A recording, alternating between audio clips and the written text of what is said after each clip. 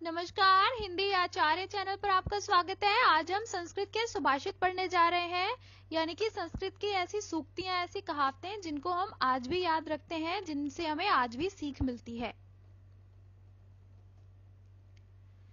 पिबन्ति नद्यः स्वयं एव न अम्भः स्वयं न खादन्ति फलानि वृक्षाः न अदन्ति सस्य खलु वारिवाः परोपकाराय सताम विभतयः। अब इस सुभाषित के श्लोक में संस्कृत में कहा गया है, परोपकार की महिमा गाई गई है कि नदी स्वयं अपने जल को नहीं पीती, वृक्ष भी स्वयं अपने फल को नहीं खाते, बादल भी जो अपने द्वारा पानी बरसाकर उन्होंने जो पैदा किया अन्न है वे भी उसको नहीं खाते। यानी कि जो अच्छे लोग हैं वे हमेशा परोपकार ही करते हैं, वे दूसरों का ही भला करते हैं, अपने लिए कोई फायदा, अपना स्वार्थ नहीं रखते। पंच त्वानुगमिष्यन्ति यत्र यत्र गमिष्यसि मित्राण्य मित्रा मध्यस्था उपजीव्योपजीविनः।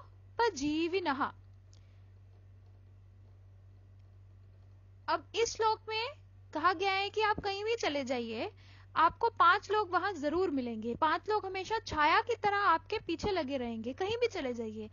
ये 5 लोग हैं कि वहां पर आपको शत्रु भी मिलेंगे, वहां पर आपको मित्र भी मिलेंगे, वहां पे आपको उदासीन भी मिलेंगे, यानी कि जो ना तो आपके मित्र हैं न आपके शत्रु हैं, और आपको शरण देने वाले लोग भी वहां मिलेंगे, और जो आपसे शरण मांगते हैं, जो आपके शरणार्थी हैं, वे भी आपको मिलेंगे हर जगह।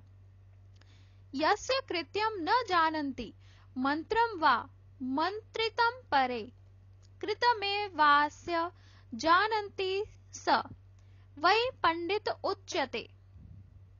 पंडित कौन है, ज्ञानी कौन है, इस सुभाषित में बताया गया है कि समझदार व्यक्ति वह है जो जिसके बारे में दूसरे लोग जिसके कार्य, व्यवहार, गोपनीयता, सलाह और विचार को कार्य पूरा हो जाने के बाद ही जान पाते हैं, वही व्यक्ति ज्ञानी है, वही व्यक्ति पंडित है। यानी कि वो जो करना चाह रहा था यह उसने पहले नहीं बताया, कार्य पूरा होने के बाद ही लोगों को पता चला कि वो क्या करना चाहता था। यानी कि गोपनीयता की बात है, जो जितना ज्यादा अपने काम को गोपनीय रखेगा, लोगों को बाद में पता चलता है, वही पंडित है। अब गुणी गुणम वेत्ति न वेत्ति निर्गुणो बलि बलम वेत्ति न वेत्ति निर्बलाः पिको वसन्तस्य गुणम न वायसः करीच सिंहस्य बलम न मूषकः। ये बहुत ही प्यारा श्लोक है, संस्कृत का बहुत ही प्यारा सुभाषित है। इसमें कहा गया है कि जो जिस व्यक्ति में गुण होता है, यानी कि जो गुणी पुरुष है, उसको ही दूसरे के गुण, वही दूसरे के गुणों को पहचान पाएगा। जिसमें कोई गुण नहीं है ना, गुणहीन पुरुष दूसरे के गुणों को नहीं पहचान सकता। जैसे कि बलवान पुरुष ही दूसरे के बल को जानता है, बलहीन नहीं। बस जब वसंत ऋतु आती है तो कोयल को पता चल जाता है कि अब ये वसंत ऋतु है, कौवे को नहीं पता चलता। जैसे शेर के बल को हाथी पहचानता है, चूहा नहीं पहचानता। यानी कि आप में कुछ गुण होंगे तभी दूसरे व्यक्ति के गुण आप समझ सकते हो। अगर आप में कोई गुण नहीं है तो आप दूसरे को नहीं जान सकते। सुखमापतितं सेव्यम दुःखमापतितं तथा चक्रवत् परिवर्तन्ते दुखानि च सुखानि च। यह महाभारत का एक बहुत ही सुंदर सुभाषित श्लोक है।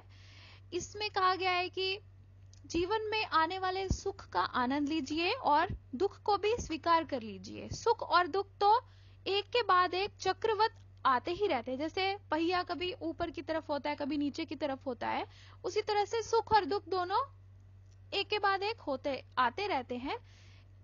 कोई भी एक चीज टिकती नहीं है, तो दोनों का आनंद लीजिए, दोनों को स्वीकार कीजिए, यह इस श्लोक में कहा गया है। वने रणे शत्रु जलाग्नि मध्य महार्णवे पर्वत मस्तके वा सुप्तम प्रमत्तम विषम स्थितम वा रक्षन्ति पुण्यानि पुरा कृतानि। व्यक्ति के पिछले जन्मों के पुण्य उसको किस किस जगह पर मदद करते हैं? अरण्य में, जंगल में, रणभूमि में, शत्रु समुदाय में, जल में, अग्नि में, महासागर या पर्वत के शिखर पर, या सोते हुए उन्मत्त स्थिति में या प्रतिकूल परिस्थिति में मनुष्य के पूर्व पुण्य उसकी रक्षा करते हैं। यानी कि जो हमने कर्म पिछले जन्मों में अच्छे कर रखे हैं वे हमें बचाएंगे बार बार, जब भी हम कष्ट में पड़ेंगे तब। मध्विव मन्यते बालो यावत् पापम न पच्यते, यदा च पच्यते पापम दुखम चाथ निगच्छन्ति।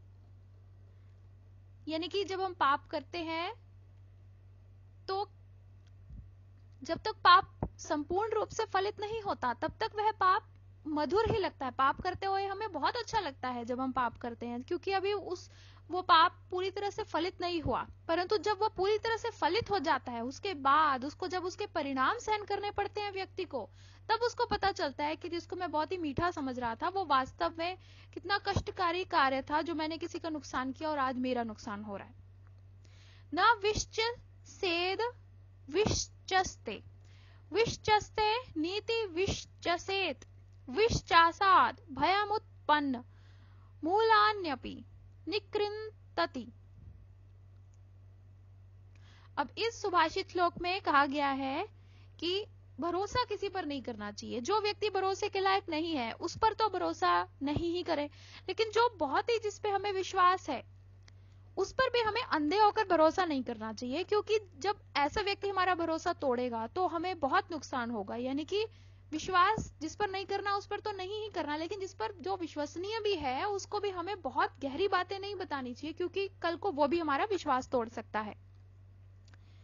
मनस्येकम वचस्येकम कर्मण्येकम महात्मानाम, मनस्यन्यत वचनस्यन्यत कर्मण्यस्यन्यत दुरात्मा नाम। यानी कि जो अच्छे लोग हैं वे कैसे हैं और बुरे लोग कैसे हैं। जो अच्छे लोग होते हैं उनके मन में जो विचार है वे उसी को बोल रहे हैं, और वही उसी जो विचार है वही वो कार्य भी करते हैं। जबकि जो बुरे लोग हैं उनके मन में कुछ और विचार होता है, जबकि वो बोलते कुछ और ही हैं, लेकिन जब वो काम करते हैं तो वो काम कुछ और ही करते हैं, क्योंकि वो सच नहीं बोलते। महान व्यक्ति हमेशा सच बोलते हैं, जो होता है वही सच पहले ही बता देते हैं। नारिकेल समाकारा दृश्यन्ते अपि हि सज्जनाः, अन्ये बदरी काकारा बहिरेव मनोहरा। हाँ, अब नारियल को नारिकेल कहते हैं संस्कृत में, और बद्री बेर के फल को कहते हैं। जैसे नारियल बाहर से कठोर होता है और अंदर से नरम होता है, और बद्री बेर बाहर से कोमल लगता है लेकिन अंदर उसके बीज होता है, उसी तरह से इस श्लोक में कहा गया है कि सज्जन व्यक्ति नारियल के समान होते हैं, जो कि बाहर से कठोर अंदर से कोमल। जब बल्कि जो आम लोग होते हैं वे बाहर से ही अच्छे बाहरी दिखावा अच्छे लगते हैं, लेकिन अंदर उनके गुठली होती है, अंदर उनके सख्त होते हैं। यानी कि जो बाहर से कठोर लगे तो आवश्यक नहीं है कि वह बुरा होगा, वह सज्जन व्यक्ति भी हो सकता है, और जो बाहर से अच्छा लगे तो जरूरी नहीं कि वो अच्छा ही होगा। अवश्यमेव भोक्तव्यम कृतम कर्म शुभाशुभम नाभुक्तम क्षीयते कर्म कल्प कोटि शतैरपि। अब इस श्लोक में कर्म के सिद्धांत की बात की गई है कि हमने जो कुछ भी अच्छा किया हो या बुरा कर्म किया हो, कैसा भी कर्म किया हो, हमें वो भोगना ही पड़ेगा।